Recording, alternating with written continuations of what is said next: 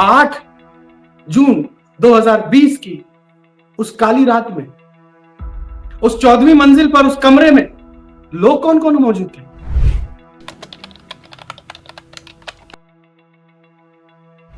जब वो हॉस्पिटल पहुंचे तो जिन लोगों ने कहा था कि हमने उसको उठा के गाड़ी में डालकर हम लेकर आए, किसी के भी क्लॉथ पर खून का एक भी डॉट नहीं था। नीलेश जी, क्या दिशा साल्यान के साथ कोई गलत हरकत भी हुई?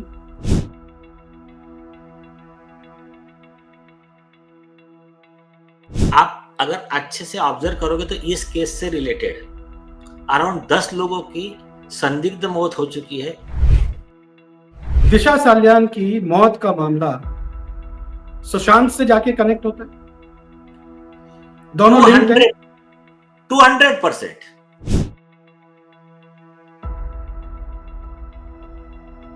कि वहां पर आदित्य ठाकरे, सूरज पंचोली, डीनो मौर्य, आदित्य के बॉडीगार्ड, अदर्स, ये लोग वहां प्रेजेंट थे 2 से 3 घंटा।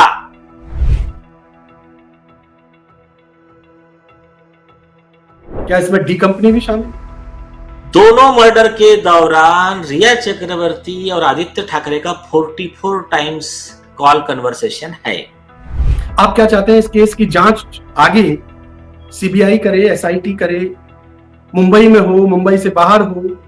इस केस की ट्रायल आउट ऑफ महाराष्ट्र कीजिए और प्रिफरेबली आप यूपी में कीजिए, आदित्यनाथ जी के एरिया में कीजिए। ये मामला एक्सीडेंट है, ये मामला सुसाइडल है, या फिर दिशा साल्यान की सोची समझी साजिश के तहत हत्या की गई? मामले को इन्वेस्टिगेट किया गया, मुंबई पुलिस ने किया, सीबीआई आई, एसआईटी बनी, लेकिन अब इस केस में दिशा साल्यान के पिता सतीश साल्यान ने बॉम्बे हाईकोर्ट में एक याचिका डाली है। इस याचिका को डालने वाले जो अधिवक्ता हैं, जो वकील हैं, नीलेश राणे जी, वो हमारे साथ इस वक्त इंडिया न्यूज पर जुड़े हुए हैं। नमस्कार, मेरा नाम है आदित्य चौहान। नीलेश जी, आपका बहुत बहुत स्वागत है। Thank you. Nilesh ji, India News पर आज हम और आप जो बातचीत करने जा रहे हैं, पूरा देश उन सवालों के जवाब जानने का बड़ी बेसब्री से इंतजार कर रहे हैं।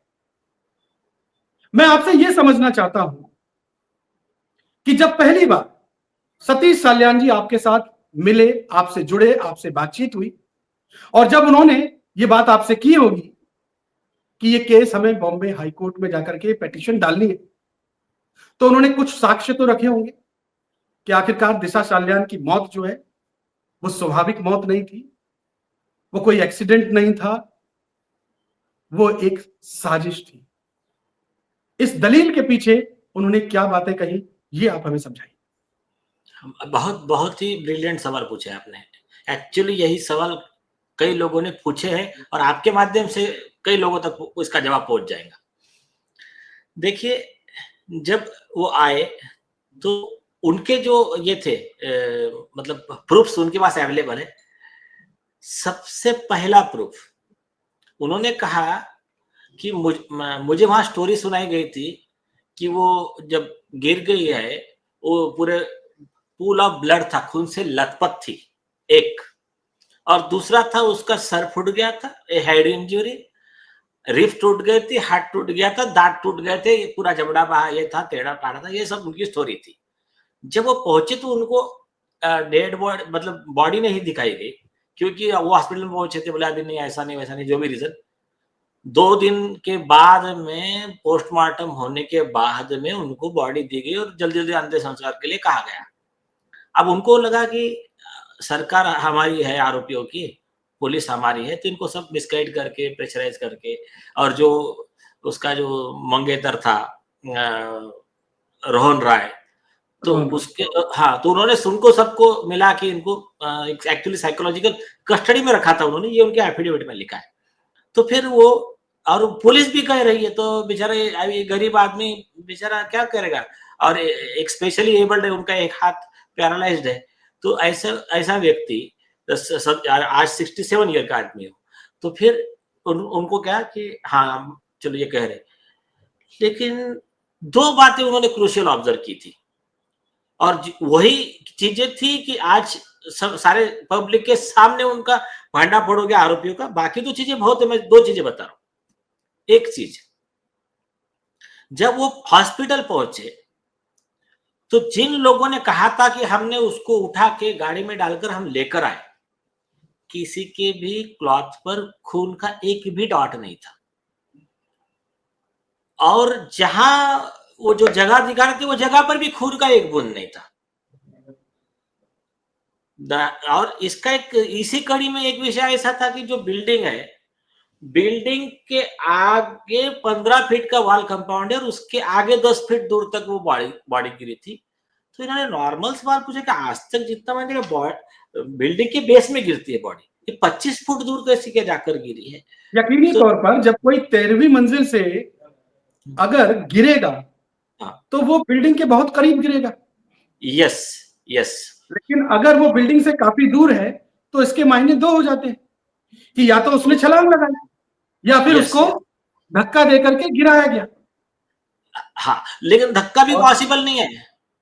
हमने IITians और इनके एक्सपर्ट से पूरा डिटेल लिया है इसका। उन्होंने कहा है कि 103 किलोमीटर प्रति रफ्तार की, इससे मतलब एक क्या कई किलोमीटर से जब दौड़कर आकर जब मारता है तो पॉसिबल है 2 BHK के फ्लैट में इम्पॉसिबल साइंटिफिकली। एक और दूसरी चीज जो सबसे शॉकिंग थी और जिसके फोटो वीडियो भी जो अवेलेबल थे और n number of I witness है कि जब अंतिम संस्कार के लिए डेड बॉडी लाई गई तो जो रिचुअल्स होते हैं, मैं बाकी बातें तो नहीं बता रहा हूं और यहां बता भी नहीं सकता, लेकिन एक चीज बता रहा हूं जी, पूरे बॉडी में एक भी ऐसी इंजरी नहीं है जो गिरने से होती है। चेहरा क्लीन, हेड क्लीन, हाथ clean, not know bone injury, nothing. उसका एक फोटो, दो फोटो तो है, आपको भी मैं भेज देता हूं। ये सब बस ये एक्सप्रेसिव प्रूफ है कि ये गिरी ही नहीं, मर्डर हुआ और बाद में जस्ट मैनेज करने के लिए ये स्टोरी बनाई गई कि वो गिर गई थी। तो ये इम्पोर्टेंट, बहुत बड़ी बात आप कह रहे हैं, क्योंकि 13वीं मंजिल से जब कोई गिरेगा तो यकीनी तौर पर बॉडी जब गिरती है एक पावर के साथ गिरती है, थर्स्ट के साथ गिरती है और गिरते ही इस सर का क्या हाल होगा, बॉडी का क्या हाल होगा, एक तरीके से फट जाता है सर, ब्लीडिंग हो जाती है और वो सारे निशान बॉडी पर होते हैं। ये बड़ी स्वाभाविक सी बात है और जो बात आप कह रहे हैं वो बहुत बड़ी बात है कि बॉडी पर एक भी निशान नहीं, चेहरा क्लीन, सिर क्लीन, पूरी बॉडी पे किसी तरीके का नुकसान नहीं। इसके मायने कि इसके पीछे कोई साजिश है। जी, आप आगे बता रहे हैं। और आप इनका फोटो देख लेना, दिव्या भारती का जब डेथ हुआ था 5वें माले से हुआ था, इससे ज्यादा डैमेज था चेहरा। वो 5th फ्लोर था, ये 14th फ्लोर था। 14th floor. हाँ, और एक एविडेंस है that is concerning with the rape, वो हमने अभी नहीं दिया है और अभी हम दिखा भी नहीं सकते। वो हम जो भी हमारा कहना सील्ड कवर इन्वेलप में हम कोर्ट में देने वाले हैं। नीलेश जी, एक चीज मैं जरूर जानना चाहूंगा आपसे, आपकी यकीनी तौर पर रोहन रॉय से भी बात हुई होगी? नहीं, वो Rohan Roy is very doubtful character and he is one of the co-accused. One of the co-accused. मुझे एक चीज और बताइए, सतीश साल्यान जी ने जरूर आपको बताया होगा कि आखिर उस 8 जून 2020 की उस काली रात में उस 14वीं मंजिल पर उस कमरे में लोग कौन कौन मौजूद थे? सुनिए, इसमें आप सतीश साल्यान जी को थोड़ा बाजू में रखते, उनको जो स्टोरी सुनाई थी वो इन 4 लोगों की सुनाई थी, लेकिन आपको मैं ऐसा एविडेंस देता हूं जिसको कोई नकार नहीं सकता है। जी, इसी केस का इन्वेस्टिगेशन नारकोटिक्स कंट्रोल ब्यूरो के श्री समीर वानखेड़े साहब कर रहे थे। रिया चक्रवर्ती को जब कस्टडी में लिया था उन्होंने, पैरेलल में उधर इन्वेस्टिगेशन हो रहा था। बिल्कुल। तो समीर वानखेड़े साहब की टीम के सीनियर ऑफिसर ने और मुंबई पुलिस के कुछ ईमानदार पुलिस अधिकारियों ने हमको जो इनपुट्स दिए हैं, उन्होंने कहा कि जब ये टीम पहुंचती है, ये पूरा इनका एविडेंस निकालती है, सबसे इंपॉर्टेंट मोबाइल टावर लोकेशन, उसमें ये क्लियर होता है। आई विटनेस है, वो तो बाजू में रखिए अभी आप, बिल्कुल। मोबाइल टावर लोकेशन और sound proof of investigation case paper, उसमें यह है कि वहां पर आदित्य ठाकरे, सूरज पंचोली, डीनो मौर्य, आदित्य के बॉडीगार्ड, अदर्स, ये लोग वहां प्रेजेंट थे 2 से 3 घंटा। That is more crucial evidence. बहुत बहुत बड़ी बात आप कह रहे हैं। ये टाइम फ्रेम क्या था? ये टाइम फ्रेम क्या था नीलेश जी? टाइम फ्रेम वही जो ये जो डेथ हुआ ना, वही टाइम आई ये थिंक। बहुत बड़ी बात आप कह रहे हैं जी। हाँ, यस यस। और एक उसको आपको मैं एडिशन में और एक ऑथेंटिसिटी बताता हूँ। देखिए क्या जी हुआ, समीर वानखेड़े साहब जब आगे बढ़े और इसमें ऐसे स्ट्रॉन्ग एविडेंस उनके पास आ गए और वो उसमें एक स्टेप आगे बढ़ने वाले, तभी ये आरोपियों का गैंग एक्टिव हो गया। उन्होंने समीर वानखेड़े साहब के खिलाफ झूठे आरोप का प्लान चालू किया और ऊपर मैनेज करके इनका मुंबई से निकाल कर इनको ट्रांसफर आउट ऑफ महाराष्ट्र किया। जी लेकिन अभी जो कैट के कोर्ट के ऑर्डर से वो ट्रांसफर इलीगल आर्बिट्री बायस के साथ गलत ट्रांसफर डिक्लेयर किया गया कोर्ट ने और उनको वापस मुंबई रीस्टेट किया। तो ये लेवल का साजिश था आरोपियों का कि वो चाह रहे थे कि ये एविडेंस कोर्ट में ना पहुंचे, पब्लिक के सामने ना आए। इसलिए हमने क्या किया है, जैसा ही हमें ईमानदार पुलिस अधिकारी ने पूरा डिटेल्स दिया, हमने समीर वानखेड़े साहब को पार्टी रिस्पोंडेंट नंबर 7 बनाया केस में। हमारी प्रेयर है हाई कोर्ट उनको डायरेक्शन दे कि वो कोर्ट में एफिडेविट पे डिटेल्ड एविडेंस प्रोड्यूस करे। और पिटिशन का कॉपी उनको सर्व हो गया है और उनके वकील का स्टेटमेंट आज का जो न्यूज चल रहा है कि हाँ, हम डिटेल्ड एफिडेविट सबमिट करेंगे 2 अप्रैल को डेट। आपने कुछ बड़े नाम लिए। आपने कहा डीनू मौर्य, आपने कहा सूरज पंचोली, आदित्य पंचोली के बेटे, आपने कहा आदित्य ठाकरे। इन लोगों के मोबाइल लोकेशन उसी जगह पर थे जिस फ्लैट से दिशा साल्यान की मौत हुई गिर के। अब ये गिरी या गिराई गई या फिर उनकी हत्या करके वहां पर फेंक दिया गया, सत्य कुछ भी हो सकता है। नीलेश जी, क्या दिशा साल्यान के साथ कोई गलत हरकत भी हुई?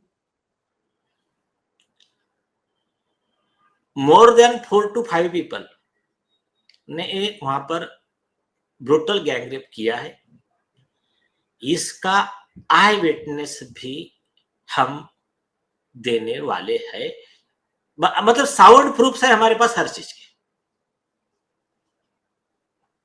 चूंकि मामला कोर्ट में जा चुका है और कोर्ट ने भी 2 अप्रैल की तारीख दे दी है, एम आई राइट? Yes yes. कोर्ट सुनवाई करने जा रहा है।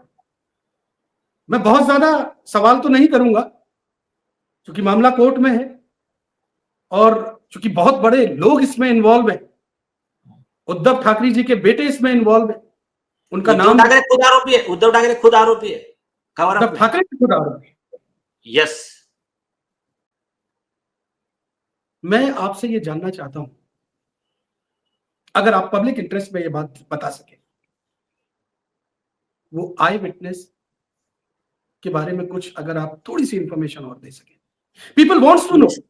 देश जानना चाहता है नीलेश जी, देश जानना चाहता है कि आखिर उस रात दिशा साल्यान के साथ गैंगरेप हुआ, उस रात दिशा साल्यान के साथ गैंगरेप करने के बाद इन लोगों ने बहुत ब्रूटली उसको मारा और उसकी डेड बॉडी को उठा करके बाहर फेंक दिया। ऐसे साक्ष्य मिलते, सत्य क्या है इन्वेस्टिगेशन होगी, कोर्ट तय करेगा, लेकिन देश जानना चाहता है।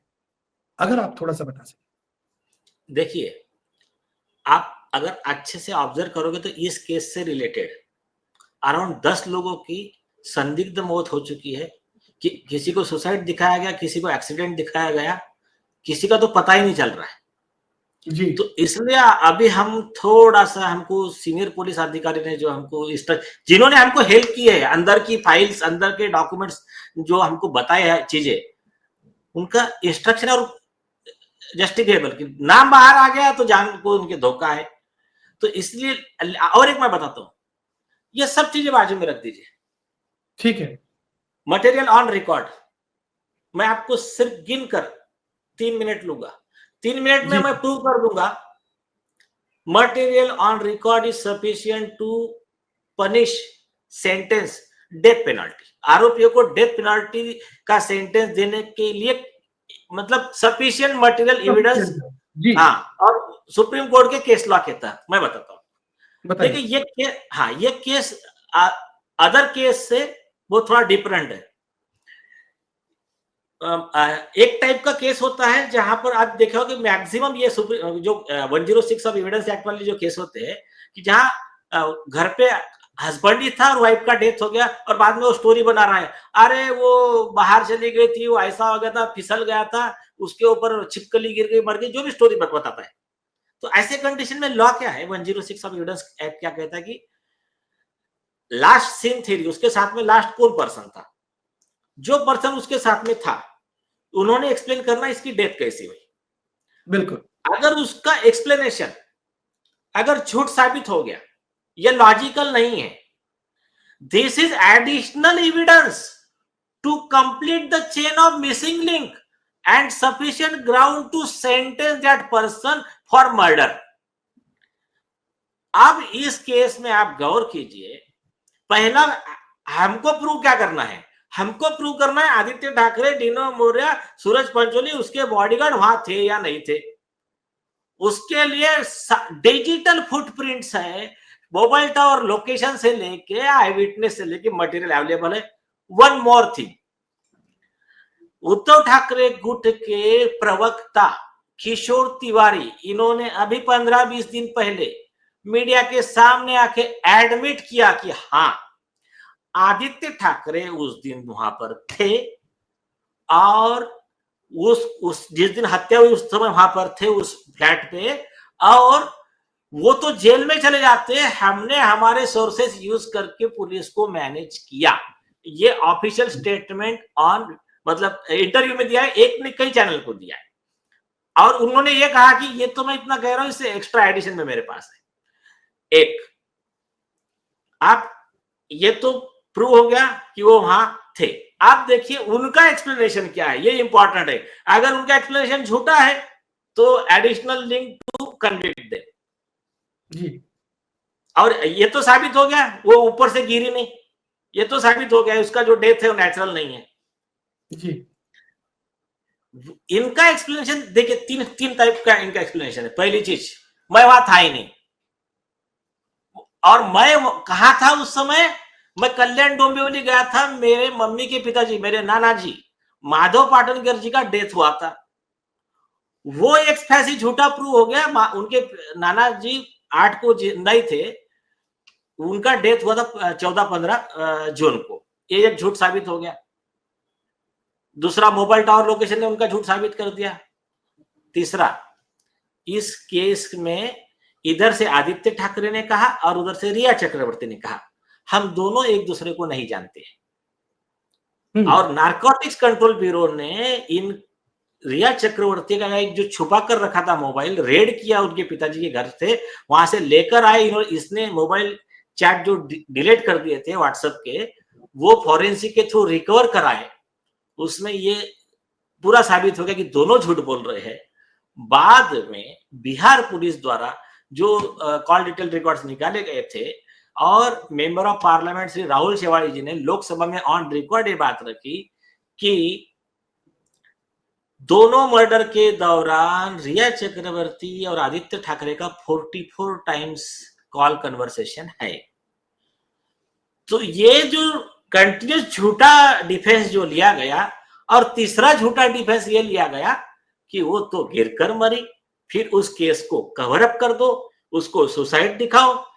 अरे इसमें हाइट है कि पोस्टमार्टम रिपोर्ट बनाकर लेकर आ गए, सर फूटा हुआ है, दांत टूटे हुए हैं, मल्टीपल इंजरी से पोस्टमार्टम रिपोर्ट है, और पोस्टमार्टम रिपोर्ट के बारे में खुद assistant commissioner of police AP निपुंजे उन्होंने खुद पुलिस डिपार्टमेंट का स्टिंग ऑपरेशन किया विसल बोल के, और पेन ड्राइव में दिया कि जिस तरह से मनसुख हिरेन का झूठा पोस्टमार्टम बनाया गया था, जो एनआईए ने बाद में उस डॉक्टर को और सचिन वाजे को अरेस्ट किया, सेम स्टाइल में इस केस में सुशांत सिंह राजपूत और दिशा सालियान का मर्डर केस को सुसाइड दिखाने के लिए डॉक्टर को मैनेज करके झूठा पोस्टमार्टम रिपोर्ट बनाया। ये additional proof given by assistant commissioner of police, उनका ही स्टिंग ऑपरेशन करके बहुत बड़ी परमवीर सिंह को अक्यूज, उसमें परमवीर सिंह को अक्यूज्ड, ये आप कह रहे हैं? यस, एपी निकुंज का इंटरव्यू, तत्कालीन मुंबई पुलिस कमिश्नर दिशा सालियान केस में को अक्यूज्ड, ये कह रहे हैं आप? यस, ये एसीपी निपुंज का खुद का इंटरव्यू है। उन्होंने स्टिंग ऑपरेशन का पेन ड्राइव रिपब्लिक भारत के एंकर को, इनको रिपोर्टर को ऑन रिकॉर्ड दिया, आप देख लीजिए, नेट पे अवेलेबल है सब। क्या इस मामले में सचिन वाजे का भी कोई रोल है? हाँ, सचिन वाजे का भी नाम लिया है उन्होंने। क्या बताया उन्होंने? यही कहा, दोनों ने मिलकर सब वो मैनेज किया है, वो झूठा पोस्टमार्टम रिपोर्ट वगैरह बनाना, कवर अप वगैरह सब इनका, दोनों का हाथ है इसमें। तो आप ये कहना चाह रहे हैं कि आदित्य ठाकरे और बॉलीवुड की ये जो टोली थी, इनको बचाने के लिए, इन बड़े नाम को वहां से निकालने के लिए, इस केस से मुंबई पुलिस कमिश्नर तत्कालीन परमवीर सिंह ने, इस पूरे पुलिस महकमे ने ये पूरी साजिश रची, ये कह रहे हैं? यही कह रहा हूं मैं, और मैं आपको और प्रूफ देता हूं। जब इस मामले में सारी दुनिया, खास करके आप जैसे सारे जो इन्वेस्टिगेटिव जर्नलिस्ट थे, और उसमें अर्नब गोस्वामी जैसे जो भी लोग थे, नारायण राणे जी थे, नीतीश राणे, सब चिल्ला रहे थे ये फाउल प्ले है। नारायण राणे जी ने क्लियर कहा पहले ही दिन बाहर आकर, ये गैंग रेप हुआ, क्योंकि उनके जो पुलिस अधिकारी थे उनको इनपुट दिया, वो कैबिनेट यूनियन मिनिस्टर थे वो, तो उनके पास में पूरे इनपुट्स थे। उन्होंने कहा ये गैंग रेप हुआ, मर्डर हुआ, सुशांत सिंह दिशा सालियान का मर्डर लिंक्ड है, नाम दिया, सचिन वाजे वगैरह सब डिटेल दिया जी। तो उसके वो पहले दिन से कह रहे थे उस समय, और उन्होंने कहा, आदित्य ठाकरे का नाम लेकर कहा। ये सब होने के बाद में, और लोगों ने कहा कि वहां पर उसका जो बॉडी गिरी थी उसके बॉडी पर एक भी क्लॉथ नहीं था। मीडिया के लोगों ने जो स्टिंग ऑपरेशन किया, वो वहां पर भी पोस्टमार्टम रिपोर्ट पे लिखा था कि जब बॉडी आई तब नेकेड बॉडी थी, और आई विटनेस है जिसने देखा कि उसके जो बॉडी है उस पर क्लॉथ नहीं था। अब इसको कवर अप करने के लिए आते हैं सामने दो पुलिस अधिकारी। पहले पुलिस अधिकारी आते हैं डीसीपी विशाल ठाकुर। डीसीपी विशाल ठाकुर कहते हैं कि जो लोग कह रहे हैं कि उसके बॉडी पे कोई क्लॉथ नहीं था, ये बात झूठी है, क्योंकि जैसे ही वहां पर हम पहुंचे, जैसा घटना की हमको जानकारी मिली, हम वहां पहुंचे, दिशा के पेरेंट्स को वहां बुलाया और उनके सामने पंचनामा किया और फिर उसको हॉस्पिटल लेकर गए।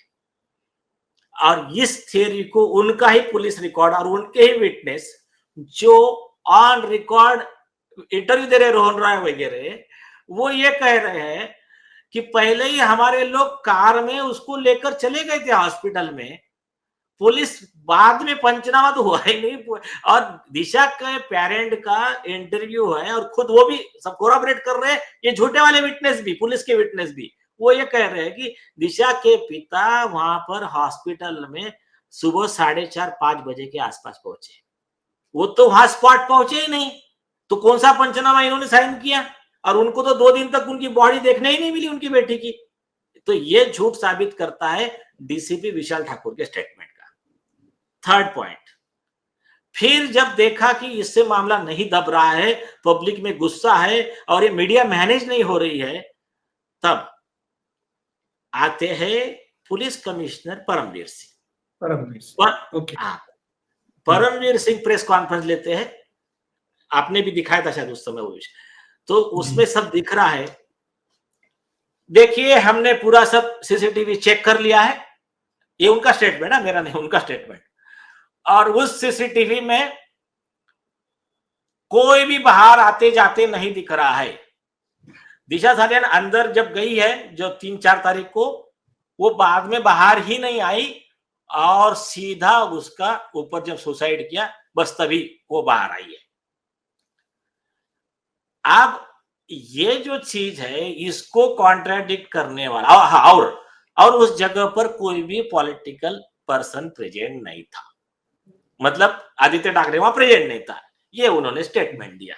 ये वीडियो पे ऑन रिकॉर्ड है, कोई बदल नहीं सकता उसको। इनका झूठ डिजिटल फुटप्रिंट भी दिखा रहे हैं, मोबाइल टावर लोकेशन भी दिखा रहे हैं, आई विटनेस भी दिखा रहे हैं, और खुद उद्धव ठाकरे आदित्य ठाकरे के स्पोक्स पर्सन उन्होंने बोल दिया कि आदित्य था, हमने पुलिस ने मिलकर मैनेज किया, नहीं तो बीजेपी वाले पीछे लग के इसको अंदर करवा देते। तो ये जो चीजें है ये सब दिखाती है कि कवर अप में वन ऑफ द को अक्यूज्ड इज परमबीर सिंह। जी, मैं एक चीज और जानना चाहूंगा, सतीश साल्यान जो कि दिशा साल्यान के पिता है, उनका स्टैंड पहले कुछ और था। क्या उनके ऊपर कोई दबाव था? क्या उनको प्रेशराइज किया जा रहा था? क्या उनके जो तब के बयान थे वो उस प्रेशर की वजह से थे? सच्चाई क्या है? ये भी बहुत अच्छा सवाल है। अब ये लोग क्या नैरेटिव चलाते हैं सामने वाले, अरे पहले तो उन्होंने ऐसा स्टेटमेंट दिया और 5 साल के बाद कैसे जाग गए जी। तो अभी देखिए,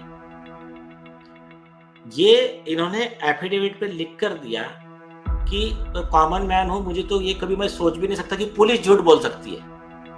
और जो मेरे घर में रहता था, मेरे बेटे जैसा था, रोहन राय और उसके दोस्त, वो लोग पुलिस और ये पावरफुल गुंडा लोग, मतलब ये आदित्य ठाकरे एंड गैंग, और उसमें उनकी वो मेयर किशोरी पेडनेकर, ये बॉडीगार्ड लेके मेरे घर पे अबे इनको क्या जरूरत थी उनके घर पे जाने की, इनका क्या लेन देन है? तो ये सब लोग उनके घर पे आके इनको बातचीत करके पूरा माहौल ऐसा बना दिया कि देखो आपके बेटे की बदनामी हो रही, वो जब स्टोरी सुना रहे सुनना नहीं, और आप एक हम अर्जी बना के लाते हैं, आप एक साइन कर देना सिर्फ, ये जो नारायण राणे बाप बेटे चिल्ला रहे हम इनको चुप करा देंगे, ये उनके वर्ड्स इनके लिए। अब ये बेचारे उन्होंने कहा कर लाया, इन्होंने साइन किया, वो तुरंत जाके एफआईआर और दूसरे दिन नोटिस नारायण राणे जी को और नीतीश राणे जी को, और तुरंत उनको बोले क्या प्रूफ है दिखाओ आपके पास। और ये कब कर रहे? 2 साल के बाद। वो तो लकीली क्या हो गया, बाद में इनकी सरकार चली गई, फिर सरकार आ गई एकनाथ शिंदे और फडणवीस साहब की।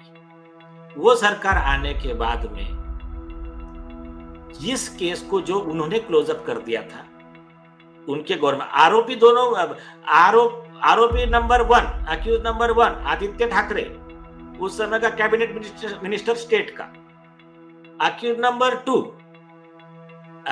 उद्धव ठाकरे, उस समय महाराष्ट्र के चीफ मिनिस्टर। तो अभी ये ऐसे में उनके पुलिस वाले क्या करेंगे? तो उन्होंने सब कवर अप तो किया। बाद में जब सरकार बदली तब पब्लिक के डिमांड पे, पब्लिक के आउटक्राई पे सरकार ने दिसंबर 2022 को केस को रीओपन करने के लिए एसआईटी का घोषणा की, लेकिन वो सिर्फ ऑन पेपर थी, एक्टिव नहीं थी। बाद में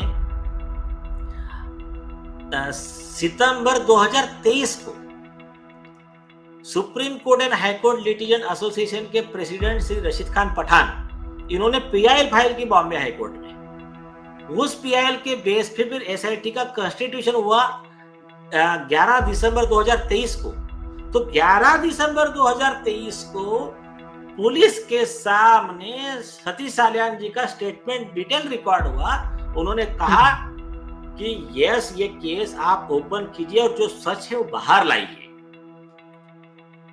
और वो होने के बाद में 12 जनवरी 2024 को राइटिंग में कंप्लेंट दी गई कि इस केस में आदित्य ठाकरे और अन्य के खिलाफ गैंगरेप और मर्डर का एफआईआर दर्ज किया जाए 376D, 302, 120B इत्यादि सेक्शंस के तहत आईपीसी के। वो कंप्लेंट में एफआईआर नहीं हुआ, कई दिन बीत गए करके बाद में जो टीवी पे इंटरव्यू वगैरह एनालिसिस देखने के बाद में दिशा सालियान के पिताजी फिर मेरे पास आए कि सर देखो ऐसा ऐसा है, और मुझे इस तरह से उन लोगों ने एक हिसाब से वर्चुअल कस्टडी ना, साइकोलॉजिकल कस्टडी में रखा था, नजर कैद में रखा था, मैं प्रेशर में था। आप हमको हाईकोर्ट अर्जी लगाना पड़ेगा, तो तब जाकर ये पिटिशन एफिडेविट फाइल हुआ है। इसके पहले के वर्जन तो जब जस्ट स्टेटमेंट थे, अभी ये शपथ पत्र है हाई कोर्ट के सामने। नीलेश जी, दिशा सालियान की मौत का मामला सुशांत से जाके कनेक्ट होता है? दोनों लिंक्ड हैं? 200%। वजह क्या हो सकती है? हाँ, ये क्रूशियल पॉइंट है। इसके कंप्लीट चेन, मिसिंग लिंक को कंप्लीट करने वाली जी, कुछ बातें हम बता रहे हैं, कुछ लेकिन सफिशिएंट है, उनको सजा देने के लिए सफिशिएंट है।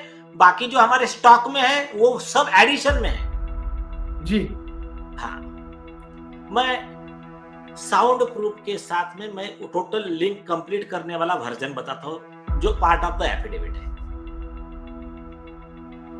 डेट में डाउट है, डाउट मतलब ये एक कुछ लोग कह रहे हैं कि ये तारीख को, कुछ लोग कह रहे हैं वो तारीख को बाजू में रख दीजिए। जी ठीक है। दिशा सालियान विटनेस बनती है आदित्य ठाकरे एंड गैंग के काले कारनामों की।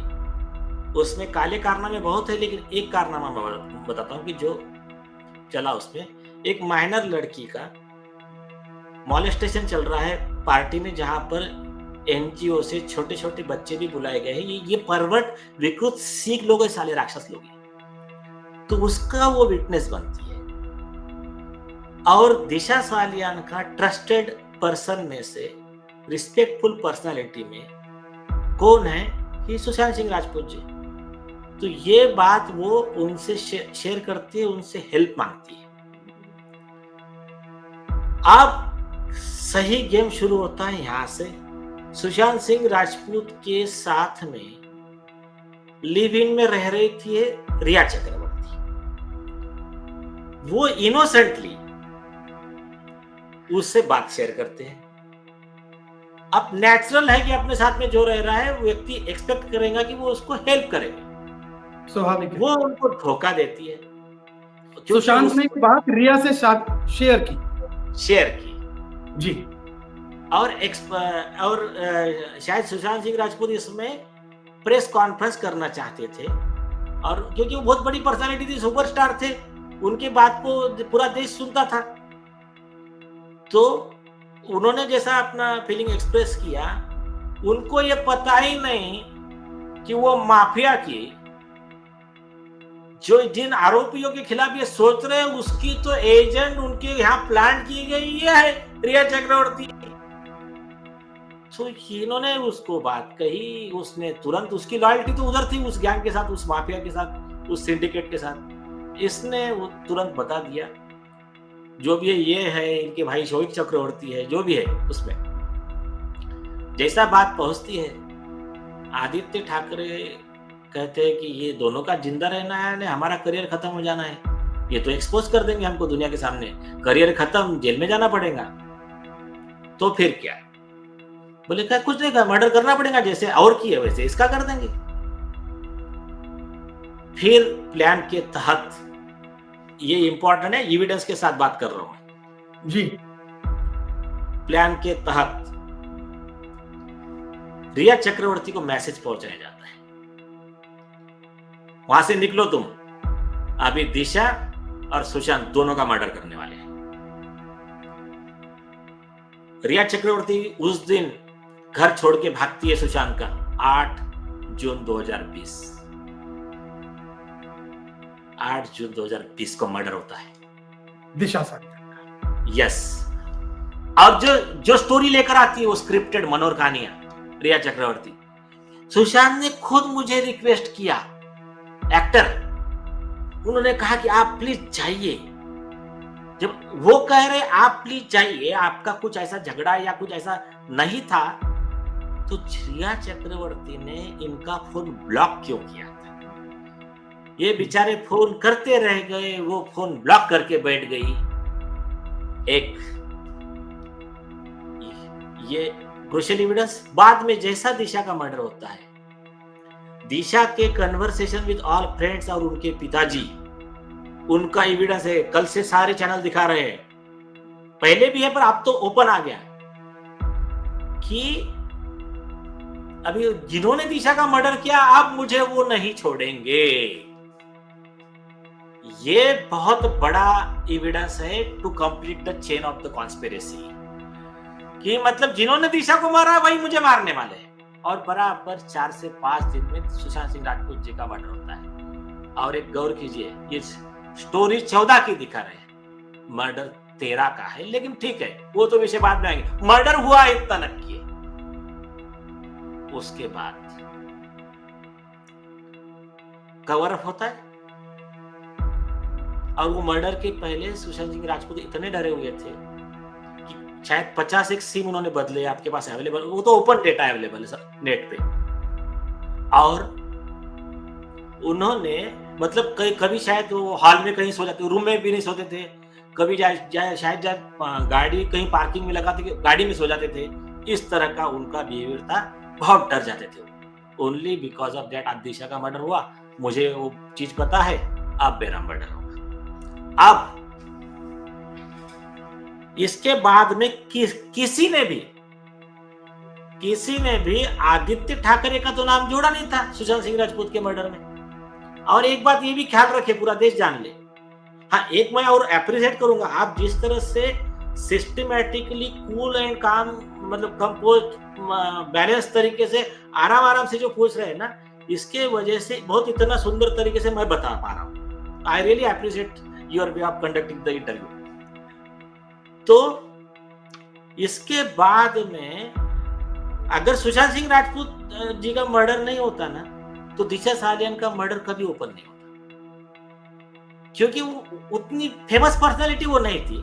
लोगों को लगा हाँ ठीक हो गया होगा सुसाइड।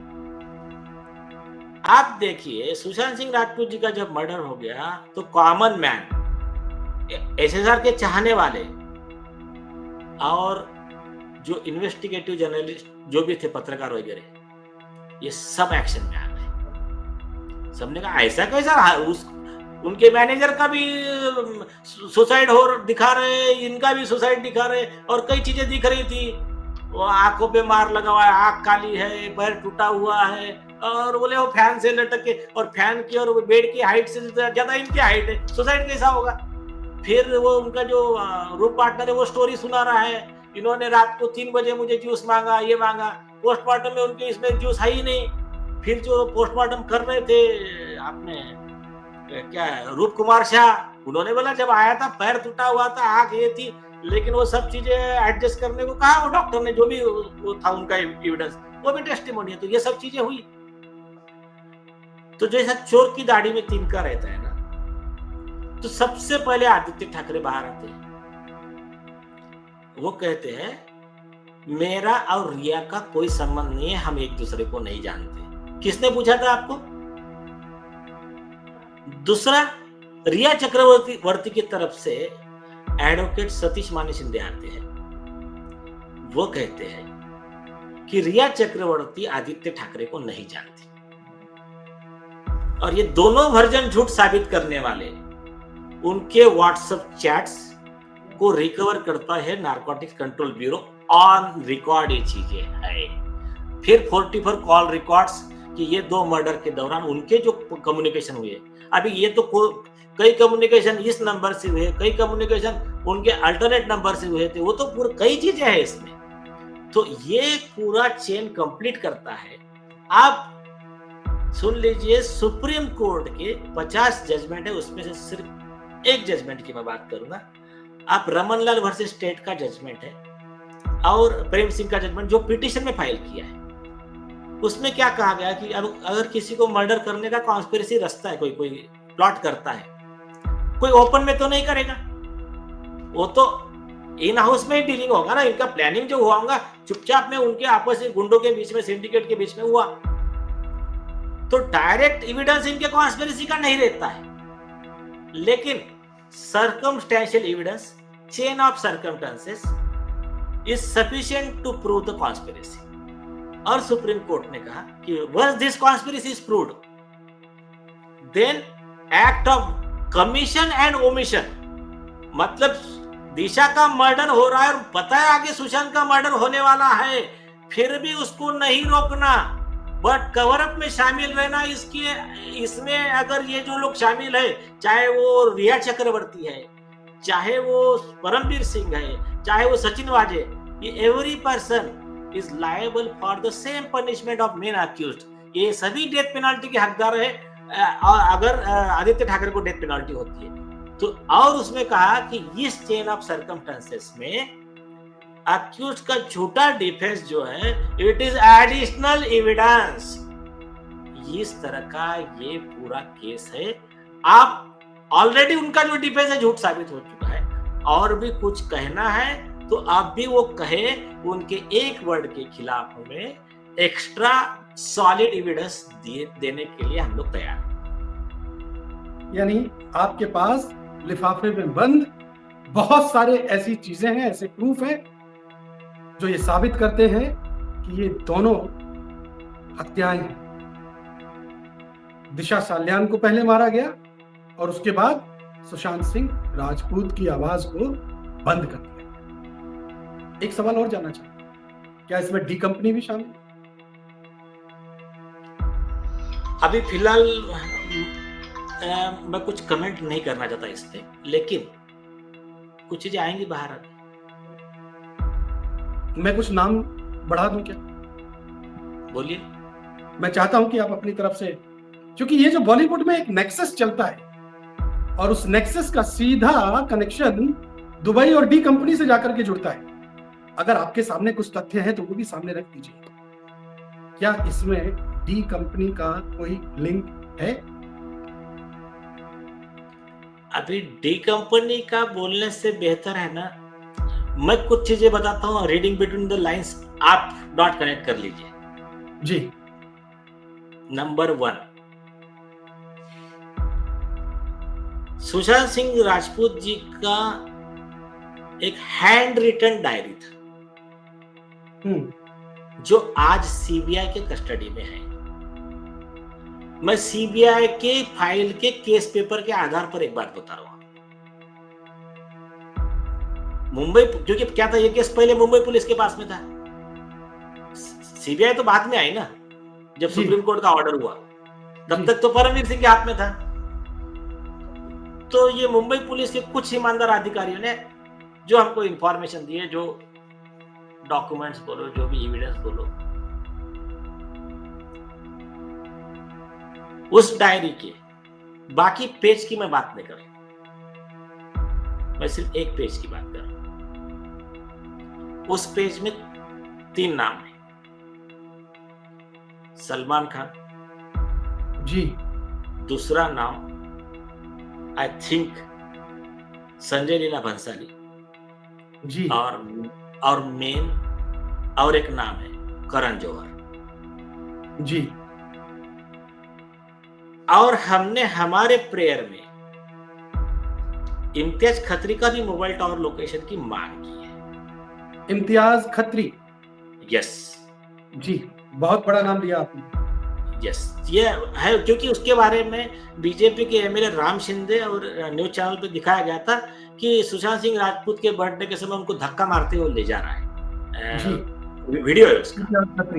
यस, हाँ, तो उसके ऊपर ऑब्जेक्शन है और सारे सुशांत सिंह राजपूत के फैन वो देखकर गुस्से में आ गए। मतलब ये है कौन कि सुशांत सिंह राजपूत को धक्का मारते हुए ले जा रहा है जी।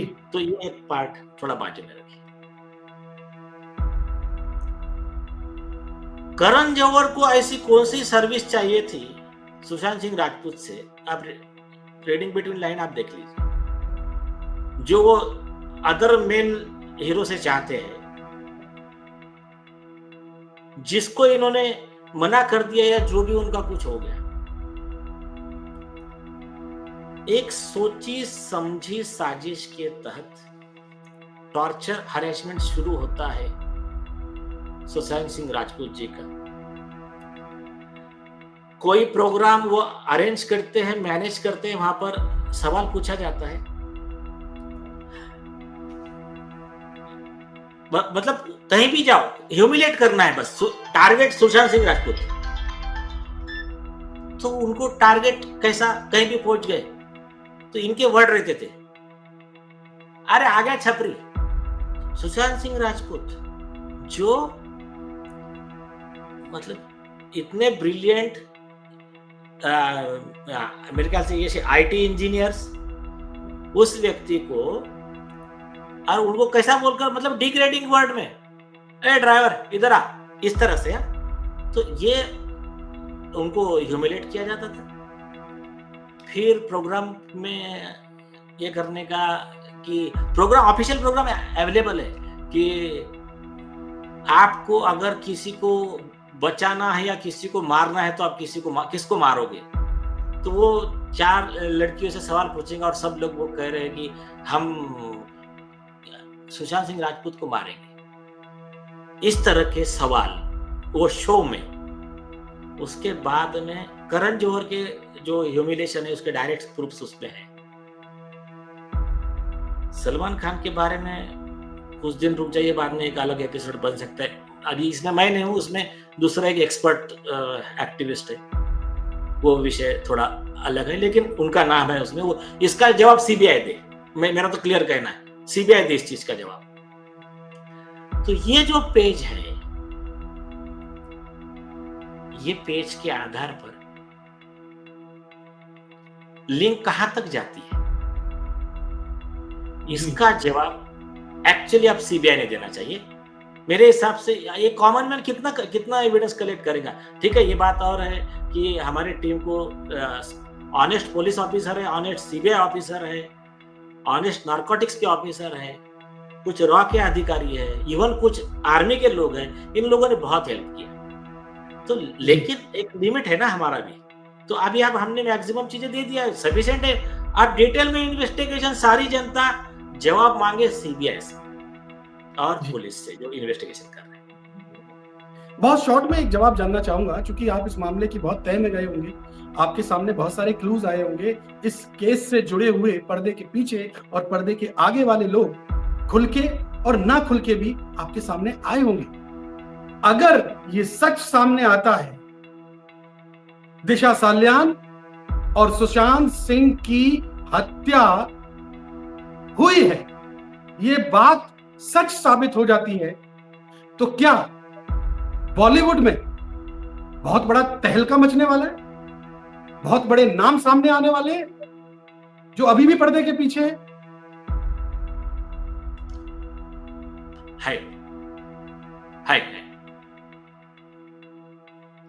Wait and watch.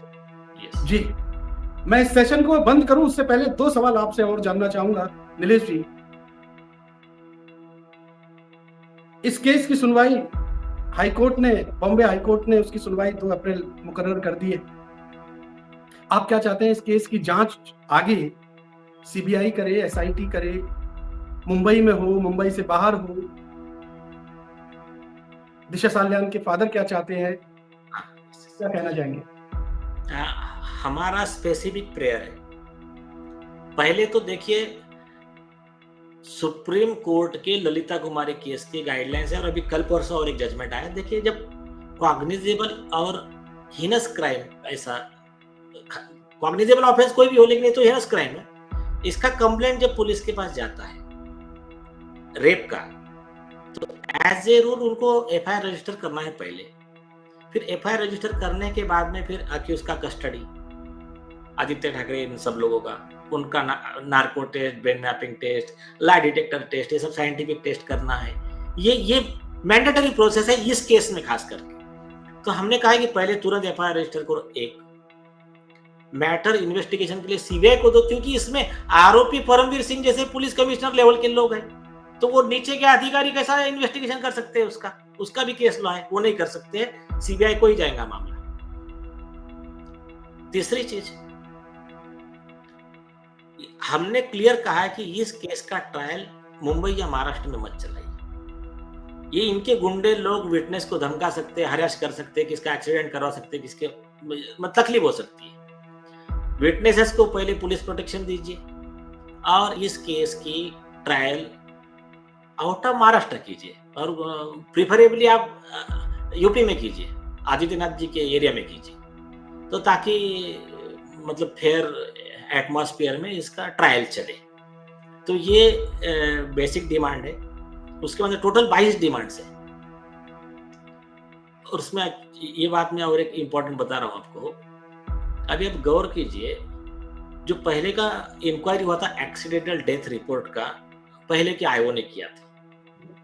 तो एक्सीडेंटल डेथ रिपोर्ट का जब इंक्वायरी होता है एडीआर सेक्शन 174 ऑफ सीआरपीसी, तो उसका ही नेक्स्ट सेक्शन क्या कहता है, 176 sub section 4 of the CrPC, high court supreme court के कई गाइडलाइंस है इसमें। तो क्या कहता है कि जिस लड़की का सस्पिशियस डेथ हो गया, आपने एडीआर रजिस्टर किया, कोई बात नहीं, तो आपको इसका पूरा इंक्वायरी उसके पेरेंट्स के प्रेजेंस में करना है।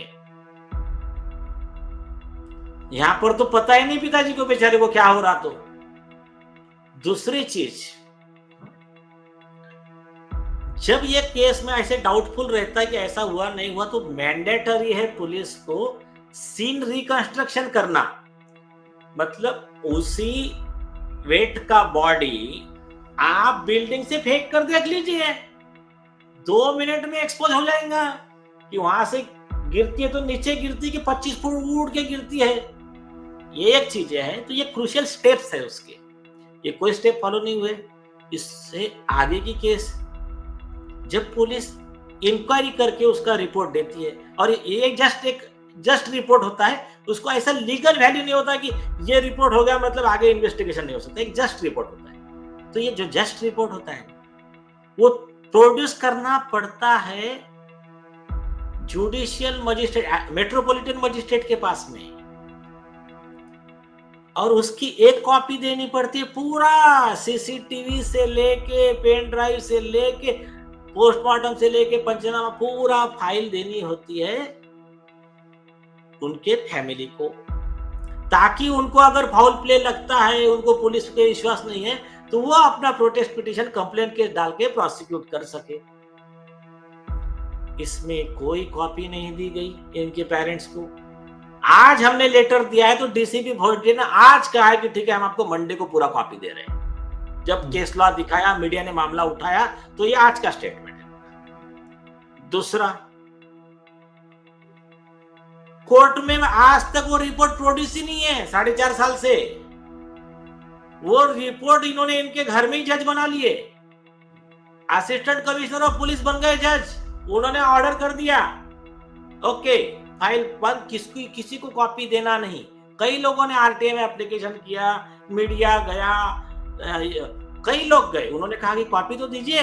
जब आपका कुछ फाउल प्ले है ही नहीं, तो आपको जरूरत क्या है इसको छुपाने की? तो किसी को कॉपी नहीं दी गई। इसके आगे की बात, उसके जो बिलोंगिंग्स है, उसके जो भी यह है कि लैपटॉप है, मोबाइल है, ये उनके पिताजी को मिलना चाहिए। इनके पिताजी को तो दिए ही नहीं, वो दे दिए को अक्यूज रोहन राय को, और वो इनको दे नहीं रहा है। ये भी आज हमने राइटिंग में मांगा है, फिर वो भी हमको प्रोड्यूस कर, उन्होंने कहा ठीक है, वो भी हमने कहा उनसे आप कलेक्ट करो और आपको लाके दो। उसने इतने दिन में कितने उसका एविडेंस डिस्ट्रॉय किया, क्या किया, देखो ना, उसको फोरेंसिक को भेजेंगे हम, क्या करना है। तो वो एक चीज है, और ऐसे इतने फैक्टर्स है। अभी और एक गौर कीजिए ना, अगर इसमें कोई फाउल प्ले था ही नहीं, तो विटनेस को मीडिया से मिलने से क्यों रोक रही थी पुलिस? और दिशा सालियान के केस के पेपर्स, फाइल्स, जब बिहार से आईपीएस विनय तिवारी आते हैं, वो मांगते हैं, तो उनको क्वारंटाइन, डिटेन का, आईपीएस ऑफिसर को क्वारंटाइन कर देते हैं कि नहीं, हमारा रूल है कि जो बाहर से आता है out of Maharashtra, Covid time चल रहा है, तो उसको हम 14 दिन क्वारंटाइन करते हैं। लेकिन सेम टाइम पे आदित्य ठाकरे को सपोर्ट करने वाला एक दिशा सालियान का सो कॉल्ड फ्रेंड आता है, सतवंत सिंह वो तो बालवनी पुलिस के साथ घूम रहा है, एविडेंस मैनेज करते जा रहा है, उसको क्वारंटाइन नहीं किया, ये ऑन रिकॉर्ड की चीज। दूसरी चीज, दिशा सालियान का जब एलिगेशन एज ए रूल कोई भी लड़की का डेथ होता है तो पहले स्वैब लिया जाता है प्राइवेट पार्ट से और वो भेजा जाता है तुरंत, पोस्टमार्टम तुरंत होना चाहिए, क्योंकि most possibly sexual abuse, rape, ये पॉसिबिलिटी मानकर ही उनको इन्वेस्टिगेशन करना, ऐसा रूल है। अब इसमें दिशा सालियान का डेड बॉडी 50 घंटे तक साइड में रखा जाता है और 50 घंटे के बाद में पोस्टमार्टम किया जाता है। अब फिल्मी स्टोरी इनकी क्या आती है बताने के लिए, डिले क्यों हुआ, तो ये बताते हैं कि नहीं, कोविड का समय था, आरटी-पीसीआर टेस्ट के लिए ऐसा प्रोसीजर हम रोक के रखते हैं। तो 4 दिन के बाद में सुशांत सिंह राजपूत जी का मर्डर होता है, तो उनका तो 5 घंटे में ही आरटी-पीसीआर टेस्ट आकर रात को पोस्टमार्टम हो जाता है, तो ये भी थ्योरी उनकी झूठी हो जाती है। इसके आगे जब आईपीएस विनय तिवारी क्वारंटाइन में रह के भी वो ऑफिसर एकदम नीडर होकर इनको ईमेल करता है, डिमांड करता है कि कोई बात नहीं, आप हमको दिशा सालियान की फाइल की कॉपी दे दीजिए, मैं यहां बैठ के देख लूंगा क्या देखना है। तो इनको ऑफिशियल जवाब दिया जाता है, उसकी फाइल डिलीट हो गई। आप देख लीजिए, आप सब लोगों ने दिखाया था, ऑन रिकॉर्ड है, सारा मीडिया ने दिखाया था, केस की फाइल डिलीट हो गई। कितना बेवकूफ समझते हैं लोगों को। फाइल सिर्फ क्या कंप्यूटर में थोड़ी होती है, उसके हार्ड कॉपीज होते हैं, पंचनामा होता है, फोटो, कई चीजें होती है, वो सीसीटीवी है, पेन ड्राइव है, कई चीजें हैं। तो हार्ड कॉपी का सेट अलग होता है और सॉफ्ट कॉपी अलग होता है। तो इन्होंने कहा कि कोई बात नहीं, आपका डिलीट हो गया है ना, हमारे पास में भी एक्सपर्ट है, हम आपको रिकवर करने में मदद कर देंगे, आपकी जो भी फाइल डिलीट होगी। तो फिर उसके पीछे उनके लग गए, उस आईपीएस ऑफिसर के पीछे। अब जब ये मामला उठा और पब्लिक ने इनको बेवकूफ बोला कि क्या आप पब्लिक को बेवकूफ समझ रहे हो, कई अधिकारी आ गए, बोले फाइल डिलीट कैसे हो सकती है। तो फिर बाद में जो ऑफिशियल कम्युनिकेशन थे उस फाइल में, कि इन्होंने कहा था कि फाइल डिलीट हो गई और उन्होंने जो फाइल मांगी थी वो वाले डॉक्यूमेंट फाइल से गायब कर दिया जाता है, वो पूरा पार्ट। ये मैं पूरा पुलिस डिपार्टमेंट ने जो हमको दिया है, मैं वो बता रहा हूं। ये क्या साबित करता है कि देखिए, अगर कोई भी केस पेपर में से कुछ फाइल का कुछ पार्ट डिस्ट्रक्शन करता है कोई अधिकारी, गायब कर देता है कोई भी पार्ट, तो वो अधिकारी criminal breach of trust IPC 409 में उम्र कैद की आजीवन कारावास की सजा का हकदार है। तो अभी ये मेन ऑफेंस में ऐसे कई ऑफेंस है, कई चीजें हैं, बताते बताते मतलब आदमी थक जाएगा, इतना है। नीलेश जी, मैं इस इंटरव्यू सेशन को वाइंड अप करूं उससे पहले एक सवाल मेरे ज़हन में बार बार खटखटा रहा है और वो कड़ी आपने छोड़ दी। आपने बताया, अगर मैं गलत हूं तो उसको दुरुस्त कर दीजिएगा, कि दिशा सालियान ने एक किसी पार्टी में किसी एनजीओ की माइनर गर्ल का मोलेस्टेशन होते हुए दिखा और उसमें कई बड़े नाम शरीक थे, और वो ये बात दिशा सालियान ने सुशांत सिन्हा के साथ शेयर कर ली। अब ये मामला कहीं ना आ जाता, इसलिए दिशा सालियान की आवाज को दबा दिया। वो माइनर लड़की क्या है या वो भी खत्म कर दी गई, जिसके मोलेस्टेशन को दिशा सालियान ने देखा। अभी देखिए, आवाज आ रही है ना क्लियर? आवाज क्लियर आ रही है मेरी?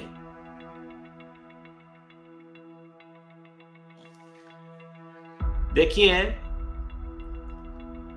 एक मैं ज्यादा तो नहीं बोलूंगा उस बारे में, सिर्फ एक चीज बताता हूं जहां सुशांत सिंह राजपूत जी का पोस्टमार्टम हुआ तो सुशांत सिंह राजपूत जी के साथ में उस दिन कुछ एक छोटी लड़की का भी शायद पोस्टमार्टम हुआ है वहां पर, तो उसका भी एक इन्वेस्टिगेशन हो जाए।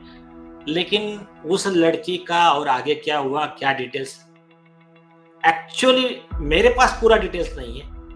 जो कंसर्न पर्सन है, आपने जो कहा है, मैं एक बार फिर से उन अधिकारियों से इनपुट लेने का ट्राई करूंगा।